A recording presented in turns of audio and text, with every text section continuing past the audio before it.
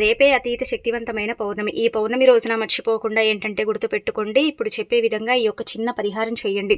అయితే జేబులో ఇది ఒక్కటి పెట్టుకుంటే చాలండి. 4 దిక్కుల నుంచి డబ్బు వస్తుందన్నమాట. అద్భుతమైన ఫలితాలు కూడా ఉంటాయని చెప్పొచ్చు. కొంతమందికి ఏంటంటే గనక ఎంత డబ్బు ఏంటంటే అంటే ఖర్చు చేయకుండా మనం దాచుకుందాం అనుకుంటూ ఉంటారు కదా! ఆ డబ్బంతా కూడా ఖర్చు అయిపోతూ ఉంటుంది. ఎంత చేసుకున్నా కానీ కలిసి రాదు కదా! రేపు తిదివార నక్షత్రం బావుంది కాబట్టి మీరు గుర్తుపెట్టుకోండి. జేబులో కానీ, పర్సులో కానీ ఇది పెట్టుకుంటే చాలు. ధనం ఏదో ఒక రూపంలో మీ దగ్గరికి రావటం, ధన ద్వారాలు తెచ్చుకోవటం, డబ్బు లేక నరకం చూస్తూ ఉంటారు కదా కొంతమంది. అలాంటి వాళ్ళ యొక్క లైఫ్ అనేది చేంజ్ అవ్వటం, ఇదంతా కూడా మీరు మీ కళ్ళతో చూడగలుగుతారని చెప్పొచ్చు. పౌర్ణమి రోజున లక్ష్మీదేవికి ఎంతో ఇష్టమైన ఈ పరిహారాన్ని చేయటం వల్ల మీకు మంచి జరుగుతుంది. చాలా అద్భుతమైన ఫలితం వస్తుందన్నమాట.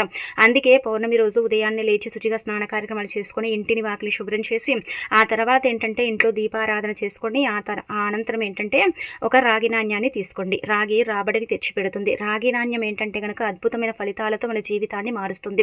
పర్సులో చిల్లిగవ్వ లేకపోయినా సరే ఈ రాగి నాణ్యం ఉంటే చాలు. ఆటోమేటిక్గా ఏదో ఒక వైపు నుంచి మన దగ్గరికి ధనం వస్తుందన్నమాట. ఐశ్వర్యం కలుగుతుంది. అన్ని విధాలుగా కూడా బాగుంటుంది. కాబట్టి రాగి నాణ్యాన్ని తీసుకొని పాలతో కానీ నీళ్లతో కానీ శుభ్రం చేయండి.